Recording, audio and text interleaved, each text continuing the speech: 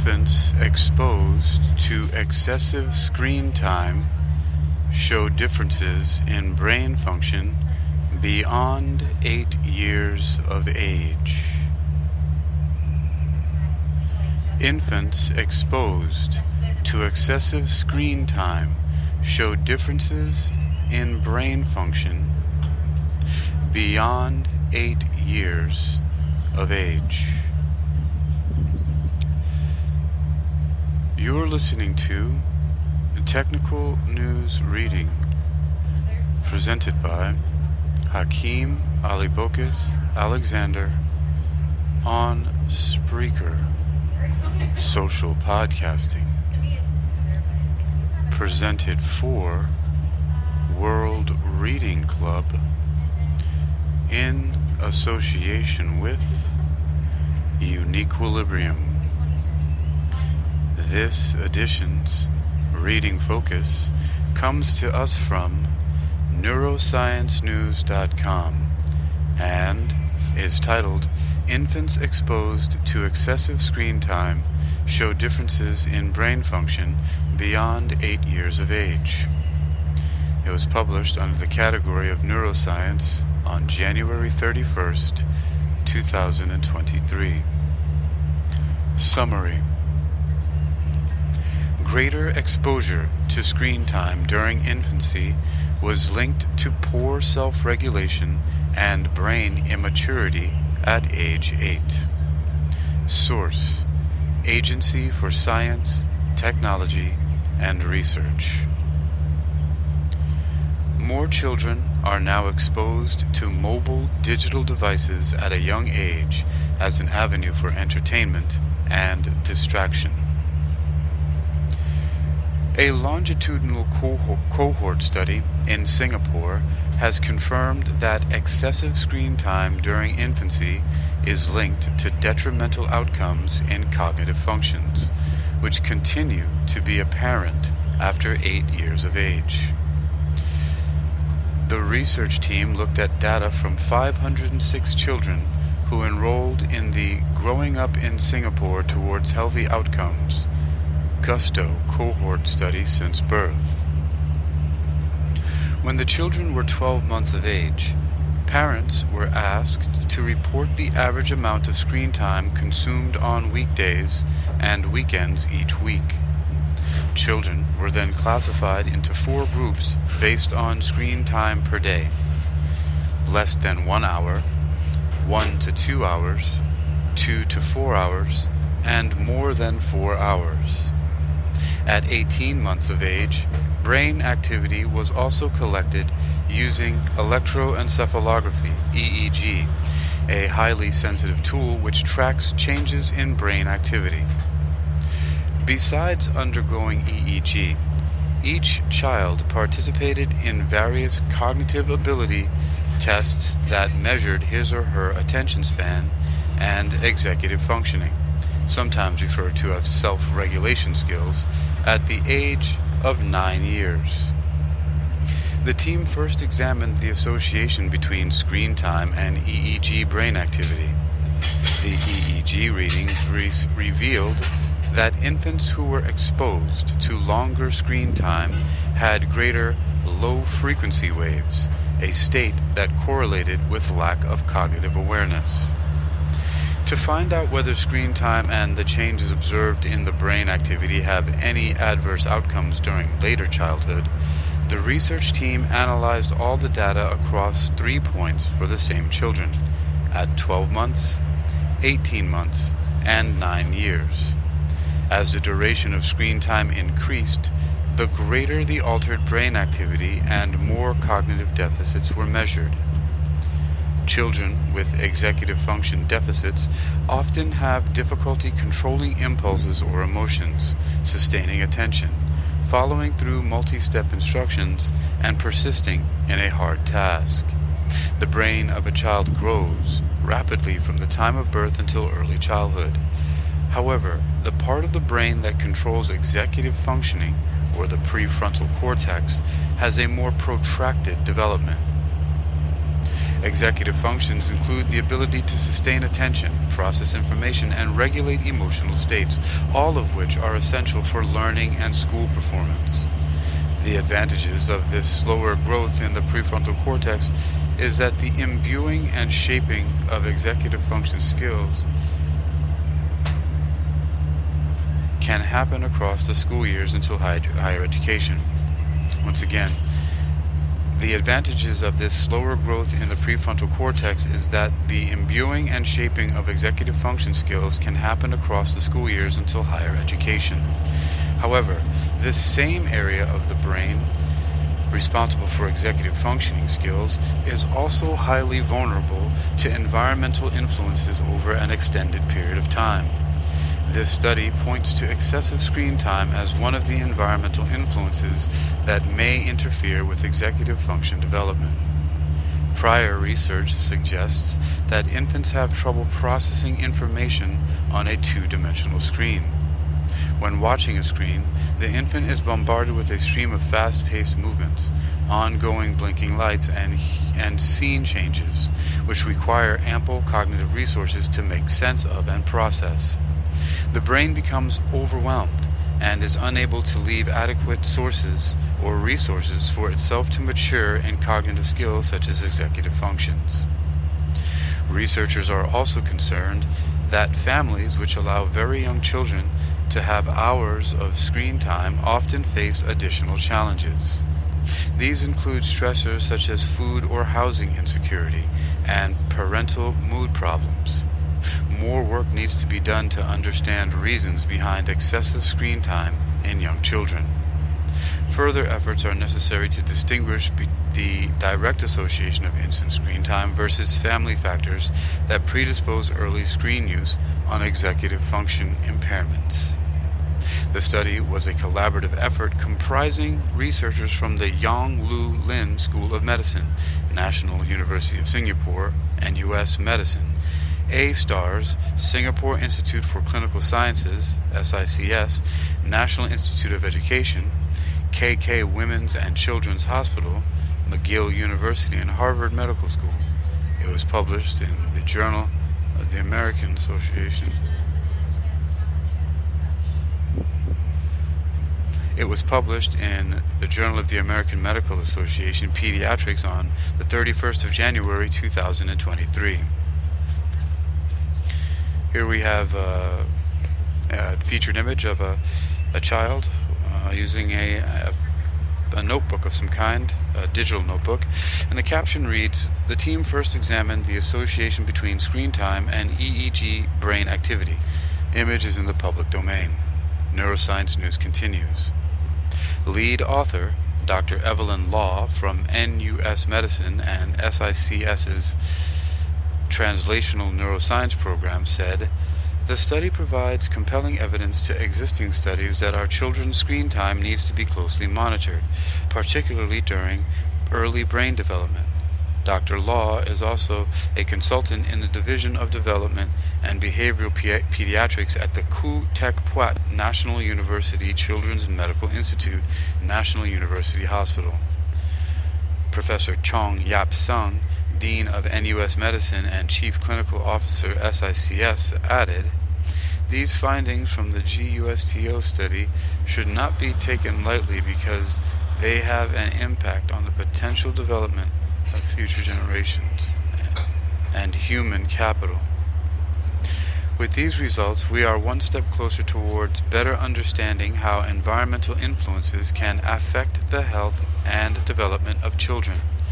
This would allow us to make more informed decisions in improving the health and potential of every Singaporean by giving every child the best start in life." Professor Michael Meany, Program Director of the Translational Neuroscience Program,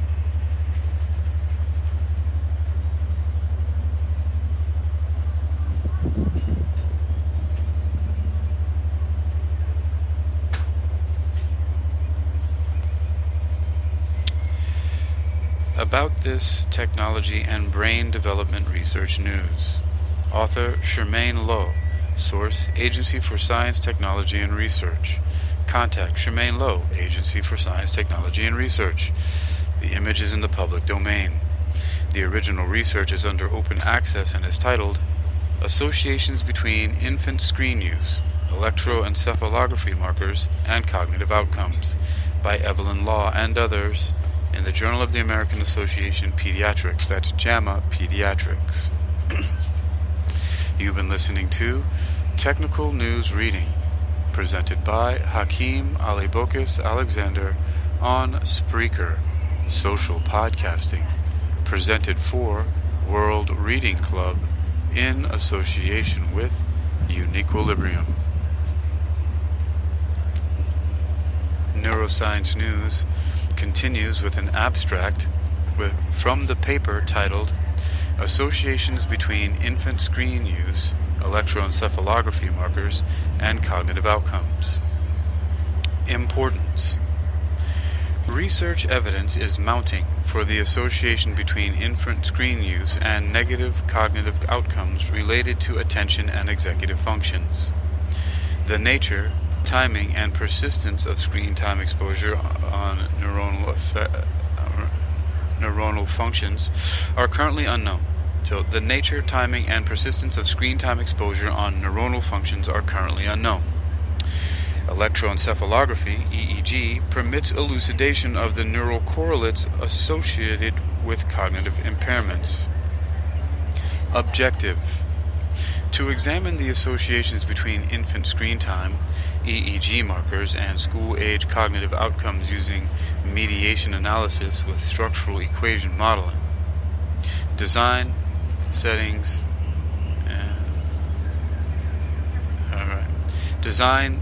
and participants.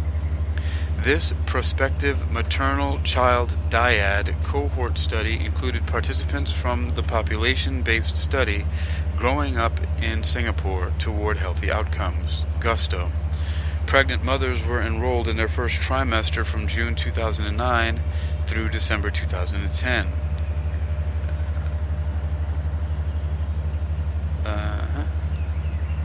A subset of children who completed neurodevelopmental visits at ages 12 months and 9 years had EEG performed at 18 months.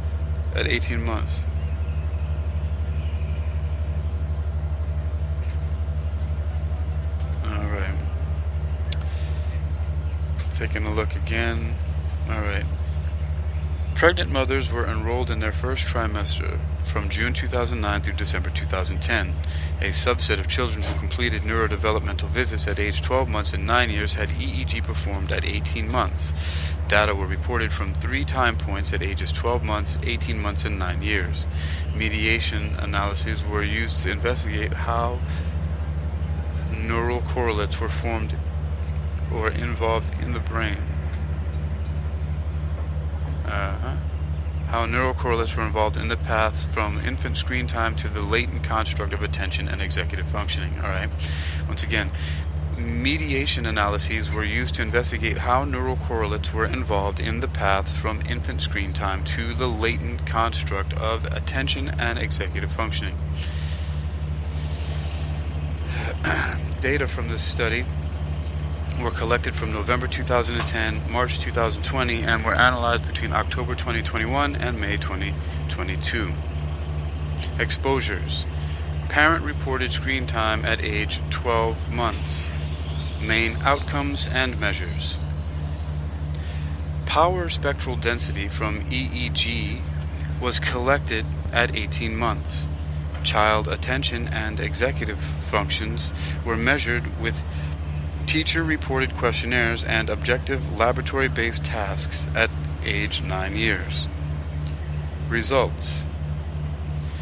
In this sample of 437 children, the mean SD age at follow-up was 8.84, 0.07 years, and 227 children, 51.9%, were male. The mean SD amounts of daily screen time at age 12 months was 2.1 or 1.86 hours. Screen time at age 12 months contributed to multiple 9-year attention and executive functioning measures. A subset of 115 children had EEG performed at age 18 months. EEG relative theta power and theta/beta ratio at the fronto-central. I can help you out with that, okay? Let's see.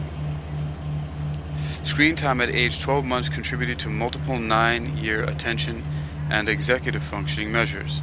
A subset of 152 children had EEG performed at age 18 months. EEG relative theta power and theta/beta ratio at the fronto-central and parietal regions showed a graded correlation with 12-month screen use.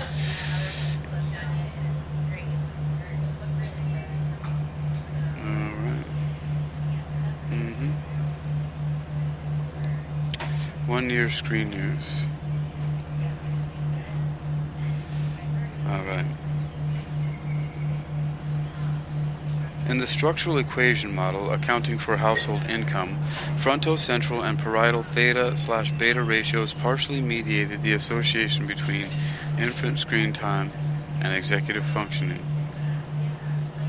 And I have it. Alright.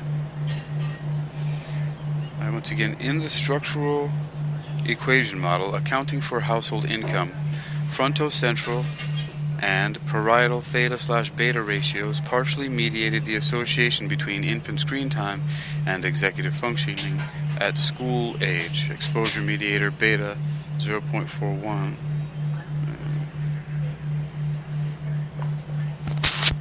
Alright, forming an indirect path that accounted for 39.4% of the association. I continue. In this study, infant screen use was associated with altered cortical EEG activity before age 2 years. The identified EEG markers mediated the association between infant screen time and executive functions. Further efforts are urgently needed to... Alright.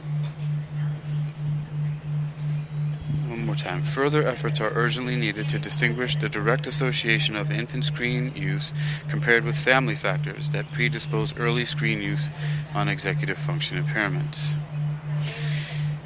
You're listening to Technical News Reading, presented by Hakeem Ali-Bokus Alexander on Spreaker, social podcasting, presented for World Reading Club in association with